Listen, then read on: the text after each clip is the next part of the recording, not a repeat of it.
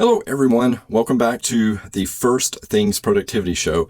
This is your host, Dr. Brandon Vaughn, that tie-dye guy, and this is episode 155. Now, I'm starting to do a video recording of the podcast for YouTube.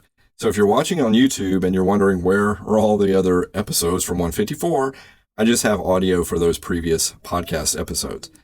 Now, if you've been with us through our journey of uncovering the secrets to a better life through better sleep, then you know that we've been diving deep into Shawn Stevenson's transformative book, Sleep Smarter.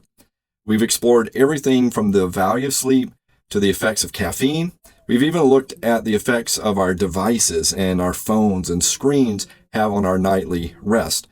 Now today, we're turning down the thermostat and delving into one of the coolest topics yet. Literally.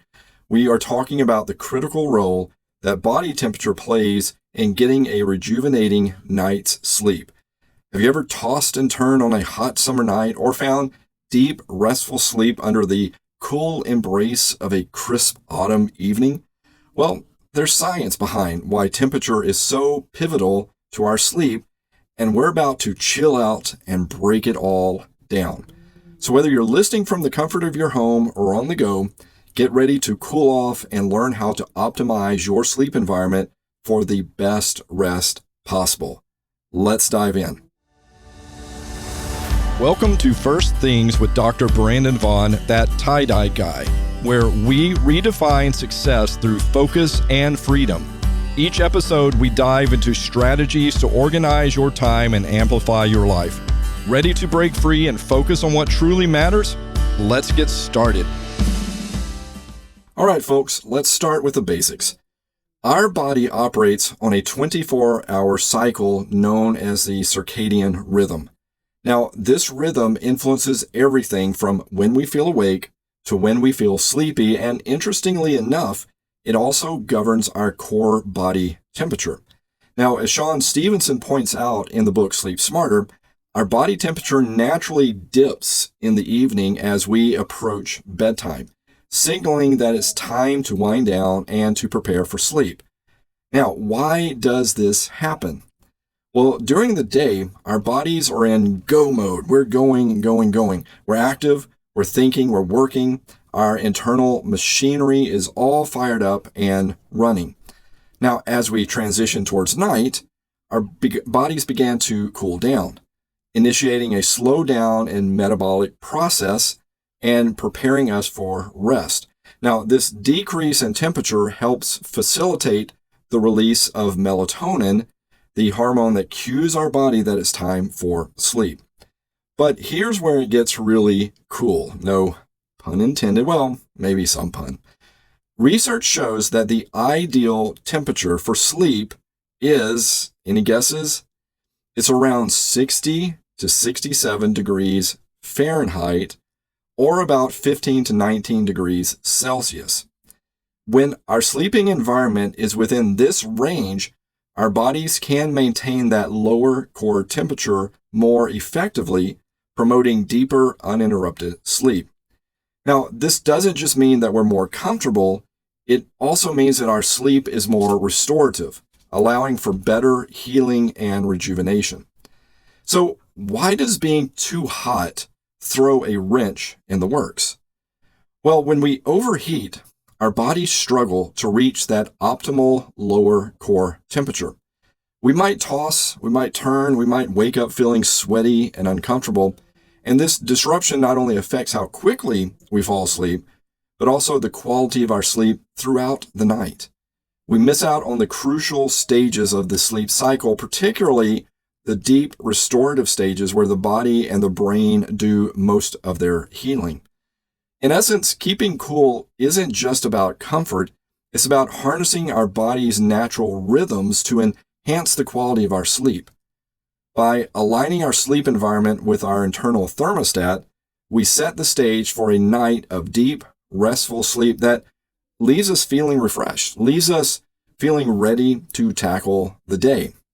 So, we've dipped our toes into the cool waters of understanding how our body temperature interacts with sleep. Now, let's turn up the heat and discuss what happens when we're too warm and how it impacts our slumber. Now, as we've learned, our bodies need to cool down to signal sleep readiness. But what happens when we're too hot? Imagine those sweltering summer nights or a room that feels more like a sauna than a sanctuary. It's not just about discomfort. Overheating at night can lead to fragmented, shallow sleep. So instead of diving into those deep, restorative stages of sleep, we're skimming the surface. We're waking frequently. We're missing out on the profound benefits of a good night's rest. Shawn Stevenson points out that overheating doesn't just mean a bad night's sleep. It can lead to a cascade of negative health effects. Poor sleep has been linked to a myriad of issues like impaired cognitive function or increased stress and anxiety, even a weakened immune system. Over time, consistent poor sleep can contribute to more serious conditions like obesity, heart disease, and diabetes. But why does overheating have such a profound effect? Well, when we're too warm, our bodies are fighting an uphill battle to reduce our core temperature. This effort keeps us in a state of mild alertness. It prevents us from reaching those deeper, more healing phases of sleep. For example, our hearts work harder, our breathing remains more rapid, and our brains stay partially engaged, ready to throw off the covers or flip the pillow to the cool side. So, what can we do to avoid this heated dilemma? Well, we're going to get into that next and ensure that our bedrooms are places of blissful sleep. So, thus far, we've talked about the importance of a cool environment for optimal rest. We've talked about the effect of heat and why it stimulates our bodies, our hearts, our breathing, our minds to where we don't enter into full rest. Now let's talk about how we actually achieve it. Shawn Stevenson provides several insightful tips in Sleep Smarter that we can easily incorporate into our nightly routine. So let's explore some of those together right now. First, very obvious, consider the temperature in your room. This means that you need to find the ideal range, which scientifically has been shown to be 60 to 67 degrees Fahrenheit, or about 15 to 19 degrees Celsius. Now, for some of you, you might need slightly warmer, and some of you might need slightly colder. If you find yourself basically freezing to death at, say, 67, then you might try 70, but you need to keep it low, lower than you would think. This might mean adjusting your thermostat, might mean cracking open a window if the weather permits. It's all about creating an environment that supports your body's natural cooling process. There are devices that can help with this. I'll talk about that in just a minute. In fact, we'll talk about it now. Let's talk about bedding.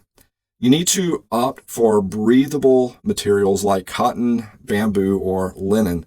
Now, these fabrics are going to allow for better air circulation and can also help wick away any moisture if you do get a bit warm. Don't forget your sleepwear. You need to have loose, light pajamas, or even go all natural or very little clothing can make a really big difference in your thermal comfort. I find I can't really wear pajamas. I don't go fully all natural, but I can't really deal with pajamas because they get all tangled up. So I try to wear as least amount as I can, and it also keeps me cool. Now, have you ever considered a warm bath or shower before bed? This might sound counterintuitive, but it's actually a fantastic way to cool down. When you step out of the warm water, your body temperature drops rapidly, mimicking the natural evening cool down and signals to your body, hey, it's time to sleep. I also mentioned there's devices out there. There's a device called 8 Sleep. There is also a device called Chili Pad, or I believe maybe they're now called Uther. Is it Uther? I always forget what they're called now. I'll put a picture up in this.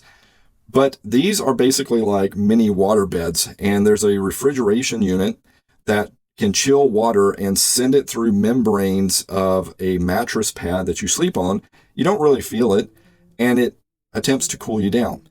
I have been using the Chili Pad for quite some time. I haven't tried the 8 Sleep yet. If anybody from 8 Sleep is looking, feel free to send me a unit. I'd be glad to spread the word everywhere. But the Chili Pad has been really good. It struggles sometimes to maybe make it as cold as I would like it, but it still helps a lot. And I can always tell when I'm away from it how I don't sleep as good, because it does lower the temperature that I'm sleeping on by a fair amount. So look into those as well. Now, diet and hydration can also play some roles in regulating your body temperature. So you want to avoid heavy, rich meals close to bedtime, as digestion generates heat. And you want to stay hydrated throughout the day, but taper off before bed to avoid those middle of the night bathroom trips we all hate. Be waking up at 2 or 3 a.m. to have to go to the bathroom. But for those extra hot nights, or if you are prone to overheating, then you might consider investing in a cooling gel pillow, even a bed fan. I have a humongous fan, as well as my chili pad. And I also turn down my heat to around 70. And with the chili pad, I don't necessarily have to pull my heat down into the 60s. Before I did, but it helps me do all of those types of things. Now, these products are designed specifically to keep your sleeping environment at a comfortable temperature. Now, lastly, remember that your daily habits influence your nighttime temperature. So regular exercise, particularly in the morning or afternoon, can help regulate your internal thermostat and improve your sleep. Just be sure to avoid vigorous workouts close to bedtime, as they can raise your core temperature, make it harder for you to wind down. So if you implement these strategies, you're not just setting the stage for a cooler night, but you're also investing in deeper, more restorative sleep. So tonight, try giving some of these tips a try and transform your bedroom into a haven of cool, comforting slumber. By the way, you also want to keep your room really dark. You want to avoid all lights. This is why we suggested removing your TV and your devices out of your room. In a weird way, you want your room pitch black and you want it really cold. It's almost like you're dead.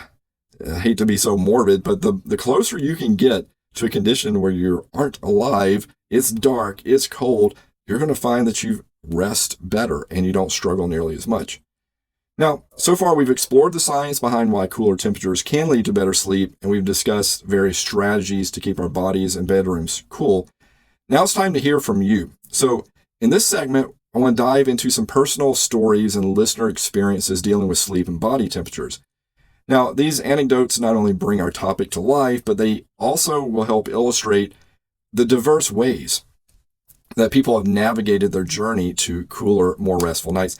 It isn't always so simple. I've said this before. What works for you doesn't always work for me, and vice versa. You've got to experiment and see what works for you. So first, let me share a personal story. So a few years ago, during one particular hot summer, and we have some really hot summers in Texas, I found myself waking up throughout the night. I felt groggy and unrefreshed in the mornings, and it wasn't until I invested in lighter bedding, a chili pad, made a conscious effort to lower the room temperature, made it cost a little bit more, had a little bit more of an electricity bill, but I noticed a significant change. Suddenly, I was sleeping through the night, I was waking up feeling rejuvenated, and it was a simple change, but it made a world of difference. Now, we've also received some stories, such as from Sarah in Colorado, who writes, "I never realized how much my warm, cozy bedroom was actually disrupting my sleep. So after listening to a previous podcast of yours on sleep environments, I decided to experiment with lowering the thermostat and switching to lighter pajamas. To my surprise, I started falling asleep faster and feeling more alert the next day. It's been a game changer for my sleep and overall well-being." And here's another one from Mark in Florida. "So living in a warm climate, I always thought that restless nights were just something I just had to deal with. But after learning about the impact of body temperature on sleep, I started using a bed fan and blackout curtains to keep my room cool and dark. The difference in my sleep quality was night and day. I'm grateful for the tips and the newfound energy I have each morning." Now, these stories reflect the powerful impact that managing body temperature can have on sleep, whether it's adjusting your thermostat, changing your bedding, finding innovative solutions like bed fans or 8 sleep or chili pads or Oolers. The key is finding what works for you and your unique circumstances. Now, do you have a cool sleep story to share? I would love to hear it. You can reach out to me at firstThingsProductivity.com. If you're watching on YouTube, you can just simply leave a comment below, or you can email me. I would love it if you left me a comment or sent me your experience. Your experience might just be the insight that someone else needs to transform their own sleep. So, as we wrap up today's episode, let's focus on implementing change. Now, we've armed ourselves with knowledge about the importance of a cooler sleep environment. We've also shared some strategies and personal stories about making that a reality. Now it's time to put that knowledge into action. As always, the secret is start small. Maybe tonight you lower the thermostat a couple degrees, or you switch to a lighter set of sheets. Perhaps you try a relaxing warm bath before bed, or you make a pact to shut off your electronics an hour earlier. The key is to make one change at a time, observe how it affects your sleep. Remember that improving your sleep environment isn't a one-size-fits-all solution. I wish it was. But it's about experimenting and discovering what works best for you. And don't be discouraged if you don't see immediate results. Also, don't expect results after just one night. You need to probably try some of these things for a week, maybe 2 weeks before you really know if it's worked or not. Like any good habit, creating the perfect sleep environment is going to take some time. It's going to take some patience. And as you make these changes, I encourage you to keep a sleep diary, keep a journal, note the adjustments you've made, how you feel in the morning, any changes in your sleep patterns. This record will not only help you keep track of your progress, but it's also going to help you pinpoint what's working and what's not. So as we draw this episode to a close, let's take a moment to reflect on what we've learned today. So we ventured into the cool, soothing realm of optimal sleep temperatures and discovered just how impactful a few degrees can be to our overall sleep quality. We've heard from experts like Shawn Stevenson, from listeners like you, who has shared their own personal journeys and successes in finding that perfect sleep environment. Remember again, though, the goal isn't just about getting more sleep. It's about getting better sleep. Sometimes better sleep is just a matter of being cool in more ways than one. Maybe it's adjusting your room temperature, changing your bedtime habits, simply being more mindful of your sleep environment. Each small change can make a lead to significant improvements in your sleep and by extension, your health, mood, and your productivity. Now, I want to leave you with a call to action. Tonight, tonight, I challenge you to implement just one of the strategies that we discussed today. Lower your thermostat.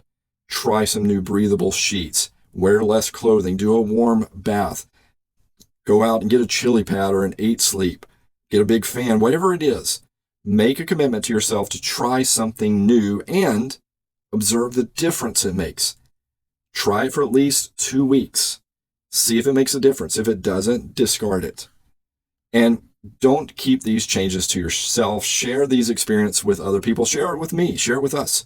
Connect with us through our social media, through email, me at firstThingsProductivity.com, through the comments on YouTube. That tie-dye guy, I'm on YouTube. And you'll find a community of other people. Your insights can be very helpful for other people, as we said earlier. So as we say goodbye for now, I want to thank you for joining me on this journey through the night. We'll talk about some more topics in the next few weeks, but it's been a pleasure to explore this fascinating world of sleep with you, and I hope you'll join me again for the next episode of First Things Productivity, where we'll go into the next chapter of Shawn Stevenson's book. Remember that your journey to better sleep, better living doesn't have to be a solitary one. I'm here to support and inspire you. We can learn from each other. I learn from you. I really do. I love hearing people's experiences. So until next time, keep cool, sleep well, embrace each new day with the energy and enthusiasm that it deserves.